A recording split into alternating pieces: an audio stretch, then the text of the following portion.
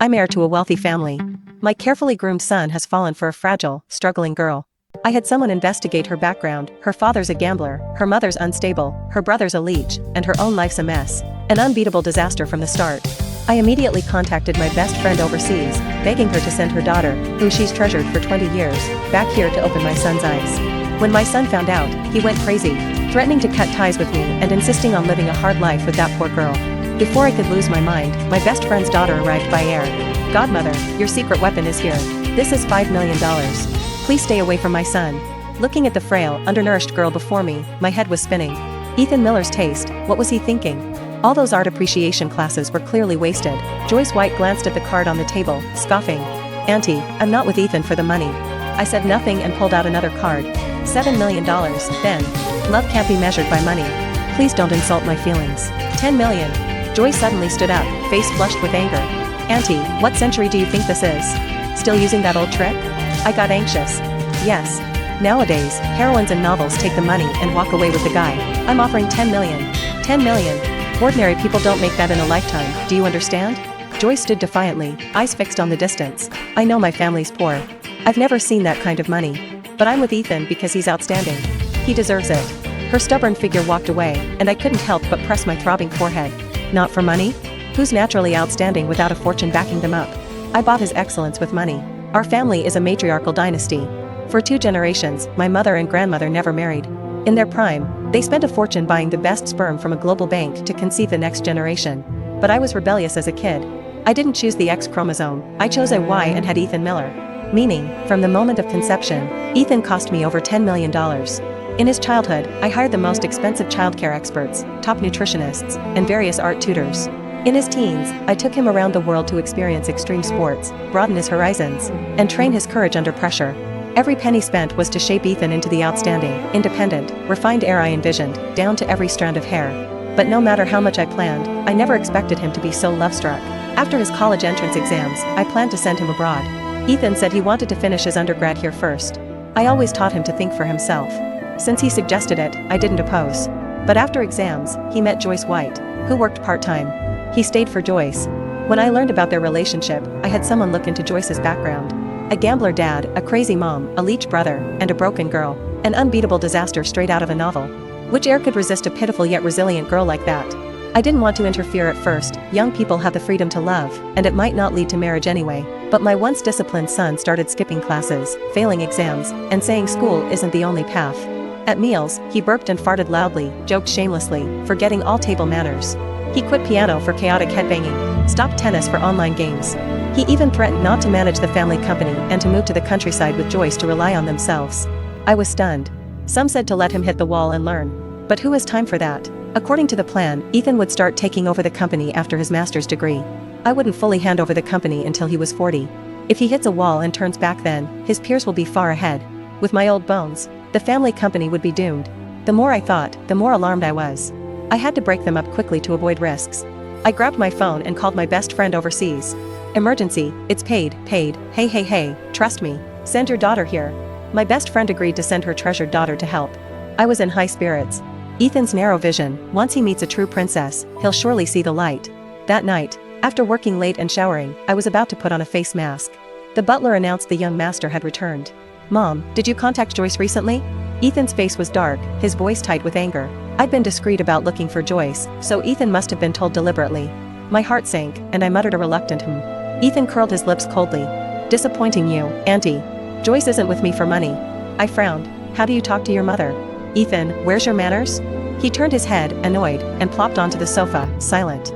I didn't want this to cause a rift between us, so I softened my tone. I'm not making things hard for her. I just want to handle this cleanly. You and Joyce aren't suitable. Ethan snapped. Why not? I gestured at him. Look at yourself, 6'2", and Joyce is barely 5'2". You two together look like you're carrying a suitcase.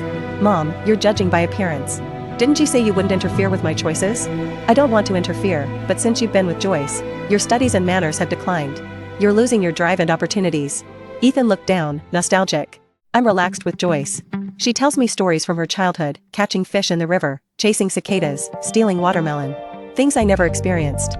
I really long for that kind of life, not the pressure of inheriting the company every day. See? A girl climbing upward is dragging my carefully raised son down. I took a deep breath. Ethan, you're the only heir to the Miller Group. Your efforts now are for the future. He interrupted loudly. The Miller Group? That's all you care about? What about my feelings? Enough. I pressed my temples. Let's not talk about this. Tomorrow, your godmother's daughter arrives from overseas. You'll meet her then. Ethan jumped up, staring at me in disbelief. Mom, your tricks to break us up never end. What, are you trying to arrange a marriage? I darkened. Ethan, you're crossing the line. She's here for a research project. He cut me off again. I'm not picking her up. Don't interfere with me and Joyce anymore. I was furious. Don't forget, your last name is Miller, and I'm your mother. Before you can fly, I have the right and duty to guide you. I can change my last name. I'm an adult now. You don't control me. With that, Ethan stormed out. You. I couldn't catch my breath and fainted. When I woke, I was lying in bed. The butler looked worried. Madam, you're awake. The doctor came, said you had a stress attack but nothing serious. Outside, the sun was shining. I asked quickly. Who's picking up Lily? Already arranged. The driver is fetching Miss Wilson. And the young master? He went back to school. He checked with the doctor and only stayed away because you're okay. I knew the butler was trying to comfort me. It worked, I felt better. I sat up, about to get out of bed, when a faint, pleasant scent drifted in. Godmother. A playful voice announced as a figure entered. Over 5'9", elegantly but effortlessly dressed, hair tied high, shiny black, with a warm and poised smile radiating confidence. Also a college student. I'd heard from my best friend that Lily was studying both management and psychology, and excelling in both. Ah, my dream daughter-in-law. Godmother, are you okay? I'm fine, come here. It's been so many years. I took Lily's soft, fragrant hand, reluctant to let go. 18 years, and for the first time I regretted not choosing the X chromosome. When I arrived, my mom told me about Ethan's situation. It matches my research perfectly. Don't worry, I'll help you solve the problem. Looking into Lily's bright eyes, I couldn't help but ask. Lily, what exactly is your research about? She smiled slyly. That's a secret. I've already planned the implementation on the plane. You just need to cooperate. I nodded, puzzled. All right. Lily withdrew her hand, still smiling. No time to waste. I'll prepare now. Just wait for the results. She flicked her hair and left. Wow, this kid's even sharper than her mom. After recovering, I told the butler to follow Lily's lead and return to work at the company. A few days later, I saw Ethan post on his private social media. First defeat. I don't accept it. The photo showed Lily mid-jump, swinging a tennis racket. In the corner, a small, skinny Joyce sat with a tennis racket, lips pursed, full of jealousy. I rushed home excitedly. Lily had just showered, long legs, fair and straight. What's going on? You met that brat? Lily nodded. I found out Joyce took a tennis elective and guessed Ethan would practice with her. So I staked out the tennis club Ethan frequents. People like to challenge the strong. I had someone say I trained under an international champion. Ethan couldn't resist. Today, I totally crushed him. Godmother, your choice of coach for Ethan isn't good. I stroked my chin teasingly. Ethan's coach was recommended by your mom. Looks like she held back. Lily shrugged, still calm. That's normal protective mom behavior. As my mother, she wants the best for me. A real human machine. I forced a laugh, no comeback. Oh, Godmother. Lily pulled out a stack of papers. Next Friday, you're hosting a birthday party at home. Here's the plan. I glanced at it. The title read Plan for Miss Wilson's birthday dinner, covering decorations, guest list, food and drinks. Even the music schedule was detailed. I frowned. Your birthday isn't tomorrow. Lily raised an eyebrow. That's not important. What matters is you invite Ethan and Joyce back. I hesitated. Will that brat listen to me? Lily smiled. Just say bring your girlfriend. He'll definitely bring Joyce. I frowned. Isn't that admitting Joyce? Lily shrugged. Whether you admit it or not, Joyce is already Ethan's girlfriend. Fine. I asked, you're inviting over 30 people. Who are they? Lily crossed her arms and explained slowly. They're my friends from around the world. I analyzed Ethan's growth in detail. I found that the main reason Ethan was attracted to Joyce is because of you. I pointed at myself in disbelief. Me? Yep. Everyone craves the unknown. Given Ethan's upbringing and current environment, he's reached the top. He sees the ceiling above and naturally looks down, so he's drawn to Joyce's childhood stories. What does that have to do with me? I found out that in his sophomore year, Ethan wanted to go abroad for high school, but you refused because he was a minor. You stopped him from leaving his comfort zone and exploring the wider world. Well, that's true. I defended, but he went abroad for college. I let him. By then, Joyce had already captivated him. Too late. So what now? This time, I'll help him broaden his horizons. I've contacted my friends worldwide. At the birthday party, every topic will interest Ethan but be new to him. When he's eager to climb higher, he won't be drawn to Joyce's limited world. Why invite Joyce? To show her the gap between them. If she's smart, she'll back off and know when to quit. I held the plan, troubled, and called my assistant. Have the director of administration come to my office at 8 a.m. tomorrow. There's a big project. Just as Lily said, I told Ethan to bring his girlfriend to the birthday party. He agreed without hesitation. On the night of the party, Lily's friends from all over arrived as promised. Looking around, if you knew it was a birthday party, you'd be impressed. If not, you'd think it was a United Nations meeting. When Ethan and Joyce entered, Ethan was briefly stunned. Luckily, he's used to foreign interactions and quickly adapted. Joyce looked more reserved, clutching Ethan's arm tightly. Mom, what's going on? Ethan led Joyce to me. These are Lily's friends, here to celebrate her birthday. I glanced at Joyce. She wore a custom gown, 10-centimeter heels, delicate makeup, tasteful jewelry. Ethan must have spent a lot on her. She looked much better. Joyce lowered her head and timidly said, Auntie. I nodded slightly. Seeing I didn't make things hard, Ethan relaxed and looked curious. Where's Lily? After all these years, I wonder what she's like. I didn't expect her to have so many friends worldwide. Before I could answer, cheers erupted. Lily descended the stairs in a white dress, confident and radiant. That's her. Ethan's eyes lit up, fixed on Lily. I suppressed a smile. You remember her? Ethan shook his head gently. I saw her at the tennis court a few days ago. She's the first peer to beat me at tennis. Lily mingled, chatting warmly with friends. Though their languages differed, communication flowed. Ethan, who studied several languages, listened eagerly as they discussed tennis, looking ready to join. I smiled. Go talk to them. It might help your skills. Ethan was about to move when Joyce suddenly winced. She shifted her weight, limping painfully on one foot.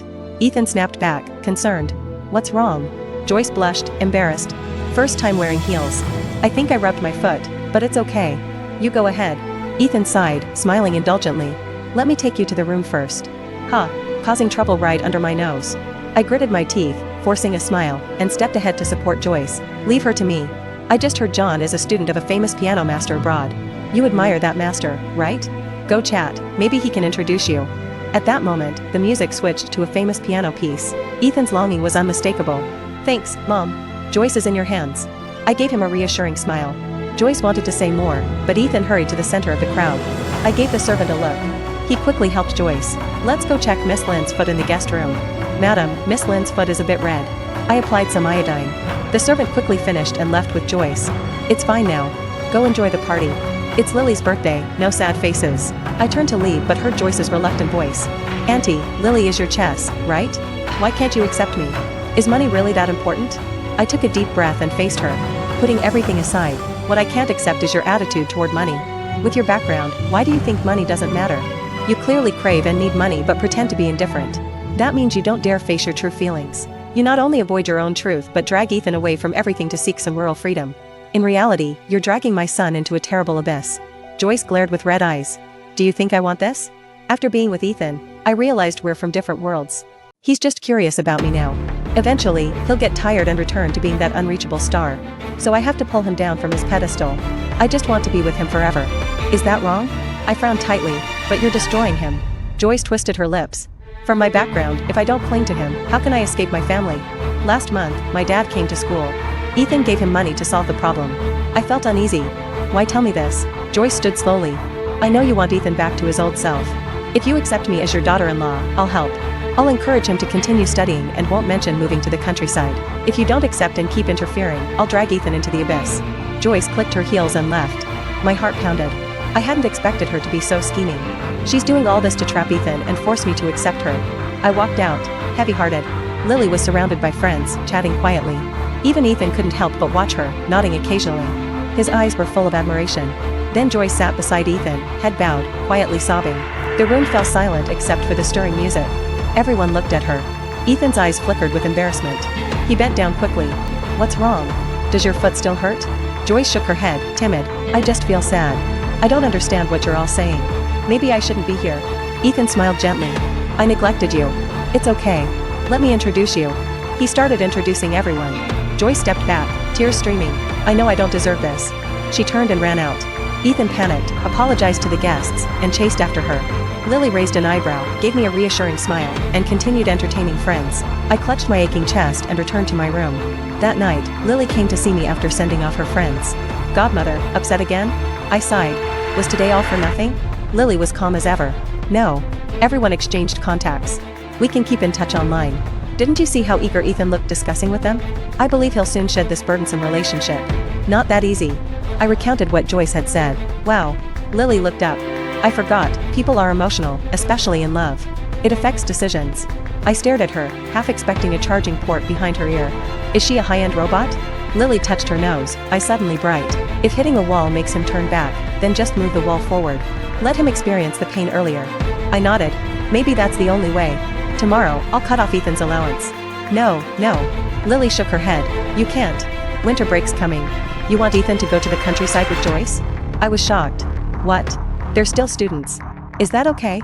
Lily gave me a strange look. Godmother, you and my mom always chase male models abroad, but you're so conservative with Ethan. I cleared my throat. Cough, your mom tells you everything. Fine.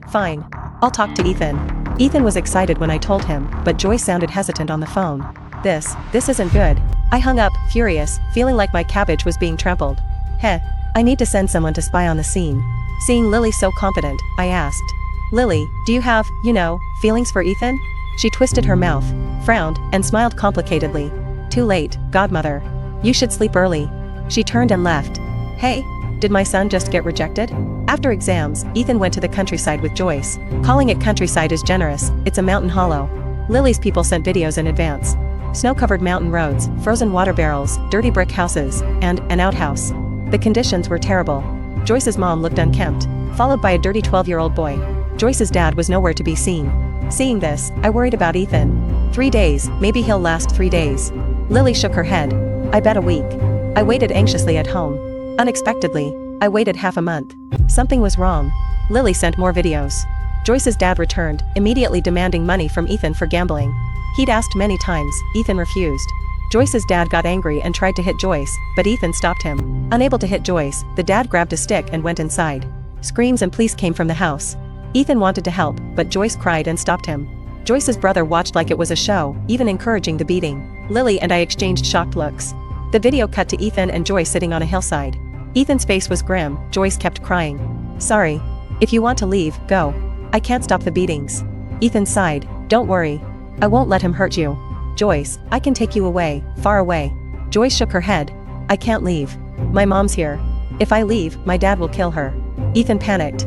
Let's take your mom too. Trust me, I can take care of you all. Joyce refused again. No, Ethan. Stay with me. If we work hard, we can make this family better. Look at the green mountains and clear water, that's your dream escape.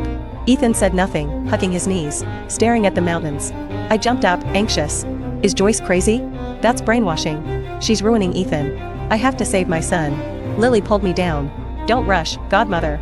There's more. I took a deep breath and kept watching. The video showed Ethan shoveling snow, sitting by the door. Joyce's mom brought out a bowl of food. Ethan nodded and thanked her, taking the bowl. Joyce's mom didn't leave but looked inside, eyes swollen. Seeing no one, she whispered, Child, I know you're good. Leave now, or you won't get out. Ethan looked confused. Auntie, what do you mean? Leave? Joyce's mom wiped her eyes. They want to trap you forever. I thought Joyce would leave after studying, but she's like her father. Mom, what are you saying? Joyce's voice suddenly sounded. Joyce's mom visibly trembled and went back inside without a word. Joyce walked out. Her gaze toward her mom was the same as her dad's. But when Ethan looked away, she smiled. The video ended, and I shivered. Joyce's mom seemed sensible. No wonder Joyce got into such a good university. Lily stroked her chin. Phoenixes don't fly out of hollows unless you catch a phoenix. The more I thought, the more scared I was. We have to send someone to get Ethan. If we wait, he'll be brainwashed. Lily shook her head. Don't rush. If we think of it, Ethan has two. He has to figure this out himself. She was right. I swallowed my anxiety and waited patiently. 7 more days passed. Just when I was about to lose it, Ethan returned. He was much thinner. His eyes lost their usual sparkle. He greeted me lightly and went straight to his room. I worried about him but didn't disturb him. Some things must be figured out alone. By New Year's Eve, he was packed and back to his old refined self. I quietly breathed a sigh of relief. Back at the old house, my mother and grandmother launched their annual lecture. Basically, they said I was foolish to have a son and listed all the benefits of daughters. Though harsh, they gave Ethan and me each a generous red envelope before leaving. On the way home, Ethan suddenly asked, Mom, do you regret having me? I snapped awake. Considering his recent heartbreak, I lied gently. No way. Mom never regrets it. No matter what happens, I never will. Ethan turned his head, softly humming. I peeked, his eyes were red. Silly boy, so easy to fool. On New Year's Day, Ethan left with Lily to study abroad. He planned to meet friends worldwide for some research project. Seeing his ambition, I finally felt at ease. I thought I'd get a few days off for the holiday, but Joyce showed up at the house. When the butler announced it, I didn't want to see her. But seeing her battered face on the video call, I let her in. She knelt immediately. "Auntie, it was all my fault before. Please save me." "Save you? How?" "Give me $10 million. I raised an eyebrow. "You didn't want it before and said you worked with Ethan for money." "I was young and foolish.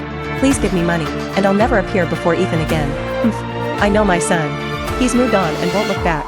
You can't threaten me anymore." Joyce froze, tears streaming. "It's me. I ruined this relationship. I don't expect Ethan to come back. I just beg you to help me. I'm desperate." "Get this straight. Before meeting Ethan, your family was already like this. Don't act like my son forced you into desperation." "Yes. But my dad said if I don't bring Ethan home, he'll kill me and my mom." I stood, looking down at her. "Sorry, I won't help you. You know your mom's story but still help your dad trap her and try to drag Ethan down. You don't deserve help." Joyce shook her head frantically. "I have no choice. I want to help my mom, but every time I try, I get beaten. I'm just scared. What's my fault?" I was deeply disappointed. When you were a child, you couldn't help. You could choose to look away. But now you can help and choose to be an abuser. I turned and went upstairs. The bodyguards escorted the crying Joyce out.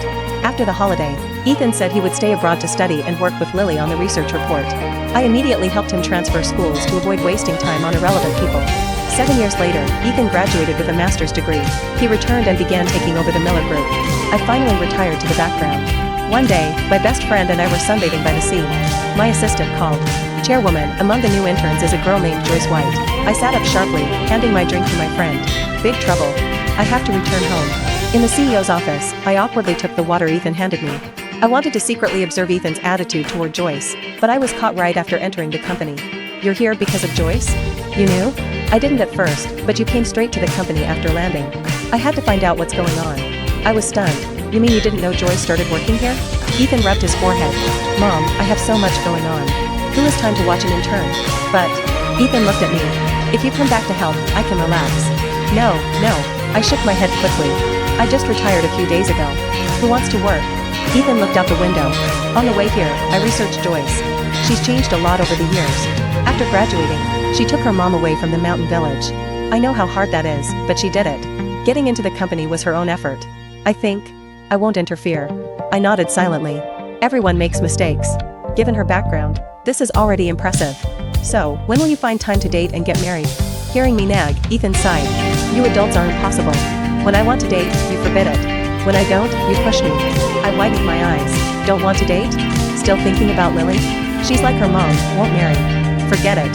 Ethan tilted his head, annoyed. All right. Go back to your vacation or stay and work." I jumped up. "Goodbye."